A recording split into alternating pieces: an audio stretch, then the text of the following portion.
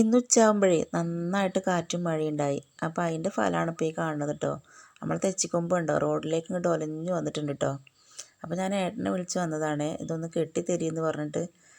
ഒക്കെ ഇങ്ങനെ കണ്ടിട്ട് ഭയങ്കര ഒരു ഇടങ്ങേറ്. കാരണം അങ്ങനെ ആറ്റ് നോറ്റുണ്ടാക്കി കൊണ്ടുവന്നതാണ്. എങ്ങാനും പൊട്ടി വീണാൽ സഹിക്കാൻ കഴിയൂല. അപ്പോൾ ഞാൻ വേഗം ഏട്ടനെ വിളിച്ച് വന്നിട്ട് കയറെടുത്ത് കെട്ടിക്കുകയാണ്.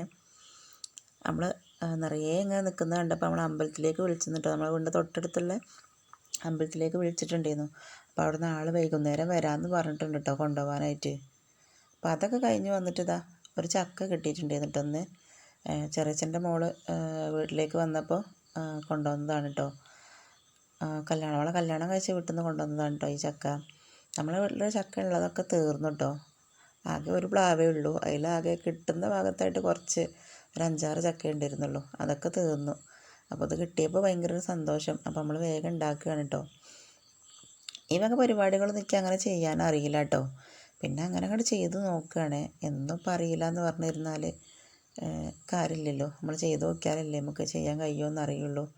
അപ്പം അങ്ങനെ അവൾ കൊണ്ടുവന്ന ചക്ക മുഴുവനായിട്ട് ഞാനിങ്ങനെ വെട്ടി പൊളിച്ചെടുത്തിട്ടുണ്ട്. ഞാൻ അങ്ങനെ അരിഞ്ഞെടുക്കട്ടെ ചെറുതായിട്ട്. ഇവിടെയൊക്കെ ചക്ക വെക്കുമ്പോൾ ഈ ചക്കേൻ്റെ മടലിൻ്റെ ഈ പച്ച ഭാഗമല്ലേ, ആ പച്ച ഭാഗവും പിന്നെ ഈ വെട്ടിക്കളയണ ഈ ഭാഗം ഉണ്ടല്ലോ, ഇതിനെന്താ പറയുകയെന്ന് എനിക്കറിയില്ല കേട്ടോ. ആ ഭാഗം കൂടെ കളയും. ബാക്കി ഭാഗത്തുള്ള ആ ചവണി ഒഴിവാക്കിയിട്ട് ബാക്കിയൊക്കെ എടുക്കും. അങ്ങനെയാണ് കേട്ടോ ഇവിടെ വയ്ക്കുക. പക്ഷേ എൻ്റെ വീട്ടിലൊക്കെ ഇങ്ങനെ ചുള മാത്രം എടുത്തിട്ടാണ് ചക്ക ഉണ്ടാക്കുക. എനിക്കിതാണ് കേട്ടോ ഇഷ്ടം. ഇങ്ങനെ കാണാനൊരു ഭംഗിയാണ് ഈ ചുള മാത്രം എറിഞ്ഞിട്ട് ഇങ്ങനെ വയ്ക്കുന്നത്. ഇവിടെയൊക്കെ ഇതിൻ്റെ മടലും കൂട്ടിയിട്ട്, ഏട്ടൻ്റെ വീട്ടിലൊക്കെ ഇങ്ങനെ ഇതിൻ്റെ മടലും കൂട്ടിയിട്ടാണ് അരിഞ്ഞിട്ടാണ് കൂട്ടാൻ വയ്ക്കുക. അപ്പോൾ ഞാൻ പറയും, എന്നോട് ഇവിടുന്ന് അച്ഛനും അമ്മയൊക്കെ പറയും കേട്ടോ അങ്ങനെ വെക്കണം കൂട്ടാനെന്ന് പറയും. അപ്പോൾ ഞാൻ പറയും പണ്ടുള്ളവരും ഇങ്ങനെ അന്ന് ദാരിദ്ര്യത്തിൻ്റെ ഒരു കാലമല്ലേ, അപ്പോൾ എല്ലാവർക്കും എത്താൻ വേണ്ടിയിട്ടും അങ്ങനെ ആയിരിക്കും, അതിനൊക്കെ വേണ്ടിയിട്ടായിരിക്കും അങ്ങനെ ഈ മടലൊക്കെ കൂട്ടിയിട്ട് അരിയണത് ഒക്കെ പറയേ.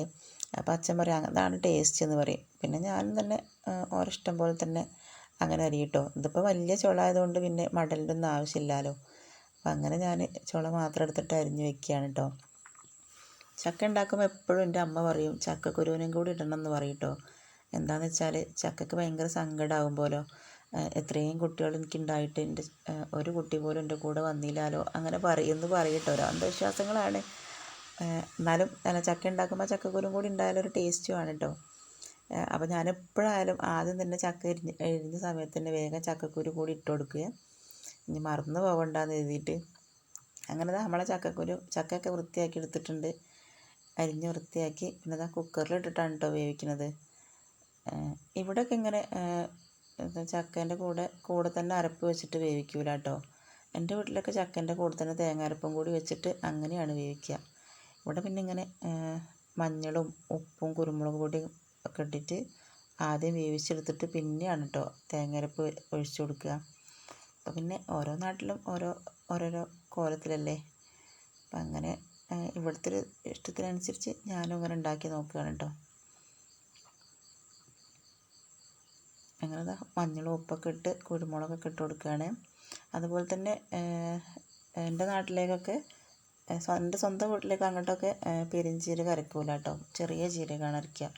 പക്ഷേ ഇവിടെ എത്തിയപ്പോൾ ഏട്ടൻ്റെ വീട്ടിലിതാ ഇതിലേക്ക് പെരുംജീരകമാണ് അരക്കുക.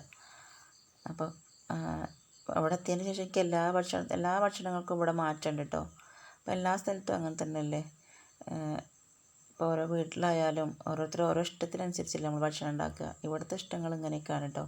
എൻ്റെ വീട്ടിൽ ചെല്ലുമ്പോൾ അവിടുത്തെ ഭക്ഷണമായിട്ട് എനിക്കിഷ്ടം. ഇവിടുത്തെ ഈ രീതി ഞാനും പിന്തുടർന്ന് പോരുന്നുണ്ട് എന്ന് മാത്രം. എനിക്ക് എൻ്റെ വീട്ടിലത്തെ ഭക്ഷണങ്ങളാണ് കേട്ടോ ഇഷ്ടം കൂടുതലും. പ്രത്യേക ഒരു ഇഷ്ടമാണ്. അമ്മ ഉണ്ടാക്കുന്ന ഭക്ഷണങ്ങളോടൊക്കെ പ്രത്യേക ഒരു ഇഷ്ടമാണ്. അതൊക്കെ മിസ് ചെയ്യാൻ തുടങ്ങിയതാണ് കല്യാണ ശേഷമാണ് കേട്ടോ. ആദ്യമൊക്കെ അമ്മ ഉണ്ടാക്കി വെച്ച് വിളിച്ചാലും വലിയ മെയിൻ്റ് ആക്കലില്ല. ഇപ്പോൾ കല്യാണമൊക്കെ കഴിഞ്ഞ ശേഷം അമ്മ ഉണ്ടാക്കുന്ന ഭക്ഷണത്തിനൊക്കെ ഒരു പ്രത്യേക കൊതിയാണ്. അപ്പോൾ ഞാനിങ്ങനെ അമ്മേനോട് പറയുകയും ചെയ്യും, അന്നൊക്കെ നിങ്ങൾ ഉണ്ടാക്കി വെച്ച് വിളിച്ചാൽ ഞങ്ങൾ ആരും മെയിൻ്റ് ആക്കൂലേന്നില്ല. ഇപ്പോൾ ഒക്കെ ചില സമയമൊക്കെ കിട്ടാനൊക്കെ കൊതി തോന്നുന്നൊക്കെ പറയും.